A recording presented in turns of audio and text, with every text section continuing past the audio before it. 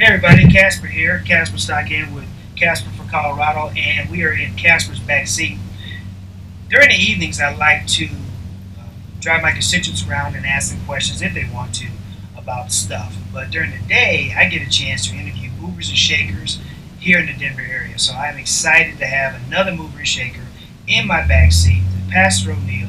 He's the senior pastor at Light of the World Discipleship Church, and we are here actually outside of his church, and just kind of hanging out in the back seat. And absolutely. So I have the same question I like to ask all the people that are hanging out in my back seat, and that's a simple question. Sometimes simple, sometimes not. But if you were king for the day, Pastor, what would you like to see happen to make this world work better, or just things get better? What would you like to see?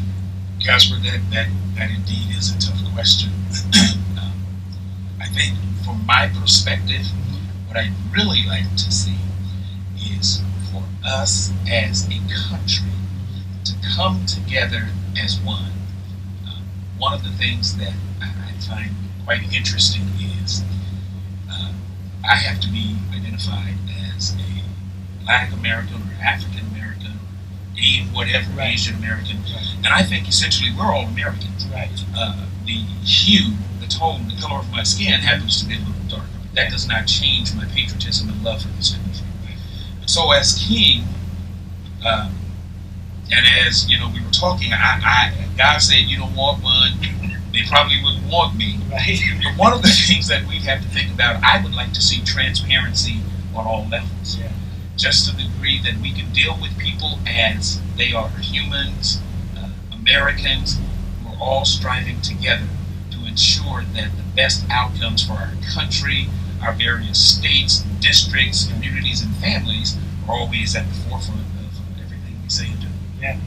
Yeah. When I have conversations with people, sometimes with white liberals, I tell them, there is no reason why you should be able to look at the color of my skin and know how I feel politically or spiritually or any other way until you start to talk to me. That's right. Then you can start to get a feel for who I am.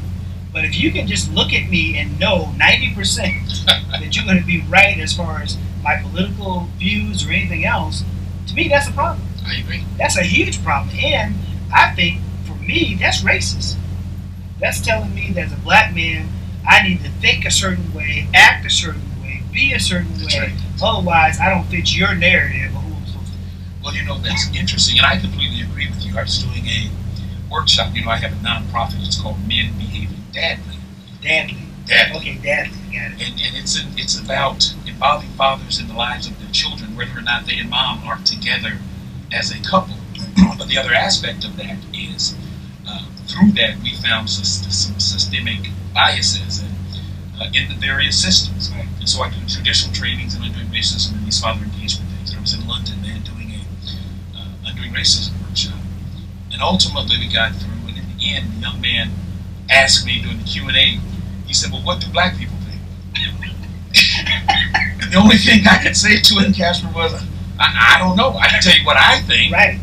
As a black man, I can tell you what I can't tell you what black people think. And so you're right, because people look at the color of our skin and try to make determinations on how we should vote, how we should think, who we should support, why we should make those decisions, when in fact God has created each of us as individual intelligent beings with the ability to research issues and make informed decisions, as opposed to being fed some rhetoric and buying into it because that's what mom and daddy and whoever else has done. Yeah. I get mad a lot of times when I hear these terms like disadvantaged. Yes. And I'm like, well, first of all, who told you were disadvantaged? That's right. You are a child of God if you're a believer. How on earth can you be disadvantaged? You have the ultimate advantage. That's right. And you talk about, and you running around thinking you are disadvantaged, for one. So for me, I get mad at anybody who calls black people or brown people or any other people disadvantaged. That's right.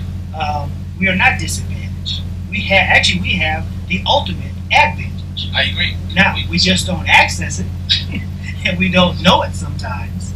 But we are pretty, I feel very privileged to be in America, to be black, to be a Christian, to be a dad, to be a husband, to be alive. Right. I mean, all That's these right. things that I am.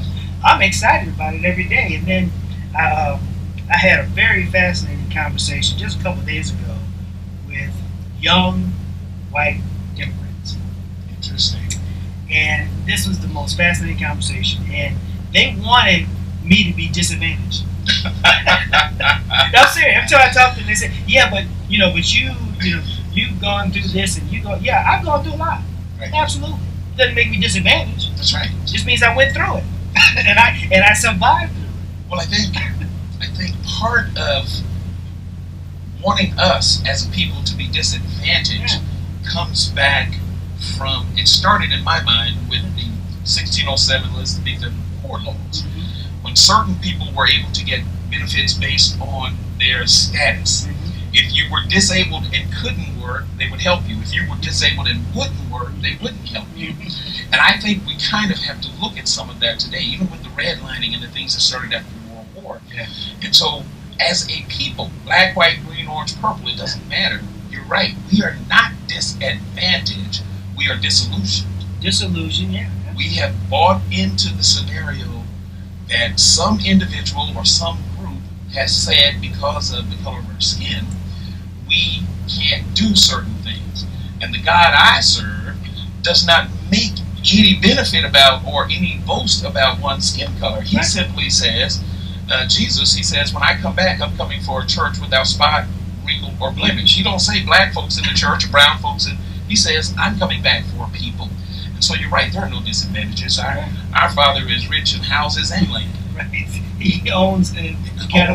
Was the cattle on cattle on 1,000 hill, and I've taken it even further, man. And what I've said is, and since there are more than 1,000 hills, and he owns all of those, he owns all the cattle on all the hills. Right. And so we just have to look to the Lord for guidance and direction. Which brings us back then to these kinds of political seasons. Yeah. And we've been so conditioned historically to vote for a particular party because, again, that's what mom did and granddad and whomever.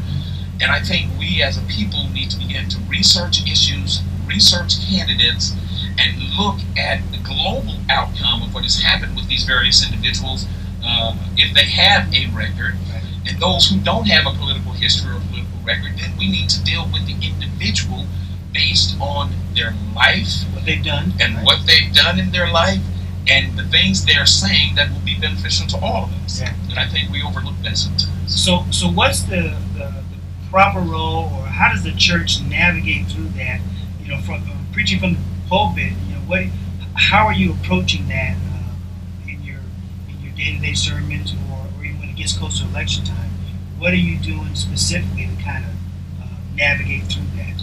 Well, one of the things that I refuse to do as a senior pastor is to ever discuss politics over the pulpit during worship service. Okay. We do have, in October, we just call it a voter information forum. Okay. And we have people come in with questions, various amendments, resolutions, or whatever it may be on the ballot. And we talk about those various items. Right. And we don't tell them, even in these meetings, how to vote. We give them the pros and cons of these various issues, various individuals, circumstances, so that individuals can at least make informed decisions. I don't believe it's the role of the pastor of any church to tell people how to vote. God, I don't think, has given us that authority. Our role simply is to win souls to Jesus. Right. It has nothing to do with anything else. God said, what is render unto Caesar what is Caesar's, and render unto the Lord what is the Lord's. Yeah.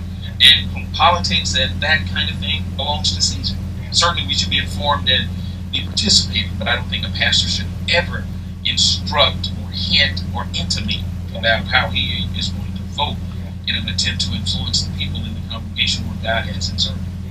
I was talking to somebody on Facebook, I believe, and they were trying to basically paint me into a corner. and they asked me, they said, would Jesus vote? And you may have a different opinion on this, but I told them, I said, well, first of all, Jesus would not be a Republican or a Democrat. He wouldn't really, in my opinion, be involved at all in any of this. I said, but he probably would vote. And because if he had the right to vote, he probably would vote. because he paid taxes. That's right. And taxes, he paid taxes, but he didn't say, okay, now I gave you that $100 or $5 or whatever. Now I need for you to do this, this, and this. That's right. He just paid the taxes, and that was it, and went on about his business. So I think in the U.S. environment, where voting is really kind of a unique thing for us as a U.S. citizen. I think if Jesus was a U.S. citizen, I believe he would vote, and then he would go back and do his thing. So. I have to agree with you, and I say that, and I agree with you because, again, I just said earlier, he said, render unto Caesar what is Caesar's, and render unto God what is God's. But the other part, you mentioned it, Jesus borrowed money from a fish's mouth to pay his taxes. So if he's going to get that involved to make sure that he's following the dictates of Caesar, if you will, then certainly I think he would participate in the process. I am like you. I don't think he would be a Democrat or a Republican. I think Jesus would be one who was investigating all things and would then cast a ballot, if he voted, in a manner that is going to benefit the masses of people and not a select few who are going to make whatever benefit monies, whatever come out of this thing. So I agree with you. I think he would vote, but I don't think he would be affiliated politically necessarily. Yeah. Well, I could tell that we could probably go on for a long time. Oh man, absolutely. And not even repeat ourselves because there's a lot to talk about here. Maybe there's a part 2 installed.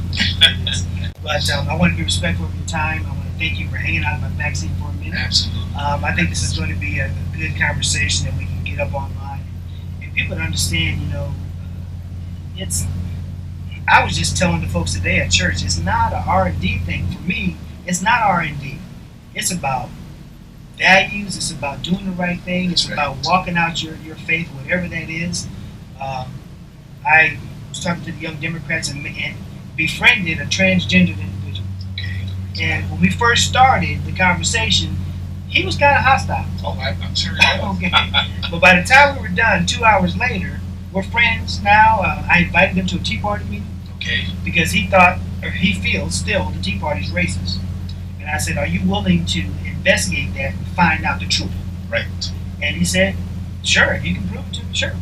I was like, cool. So that's good. So but that's how we do it. We do it maybe one at a time, maybe one connection at a time, but we start to dispel these rumors of all these different things. And I don't know if it's going to happen this election cycle, but I would venture to say that eventually the truth is going to be broader known. And I think this political season is actually helping a lot of that, to be honest with you, because people are having to dig down deep and ask some really serious questions. Well, I agree with you, and I'm excited to hear about you going and hanging out with the young Democrats. I had an opportunity a few weeks ago to talk to just a small group of young Republicans. And I guess some of them didn't know me. And so when I walked in, being black, they were a little, maybe shocked is the word I'm looking for. But ultimately, the conversation was about policy and position and what's going to ultimately happen for the greater good of the country. And so I think that's what it's about. I think it's exciting the way God is using you to reach people. This is a unique venue, the way you're doing things, and I think we need more involvement and inclusion of folks. And so certainly, I just want you to know, man, I'm praying with you, praying for you, more for your protection and God's continued grace in your life and the life of your family. And just know, man, anything that we can do to assist, please, by all means, contact us. Amen. Tell the folks where your church is so that they can swing by for a service. Absolutely. Thank you for that opportunity. Light of the World Discipleship Church is located at 4008 Cook Street, about 4 blocks west of Colorado Boulevard on 40th Avenue. Services start at 11 o'clock, and certainly you are more than welcome to come and fellowship and praise God with us. Our website is www.lotdc.com.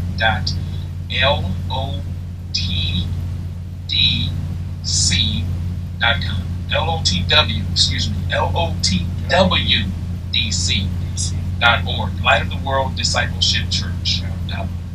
So again, thank you, man. Blessing to see you. Thank you, Pastor O'Neill. Appreciate it.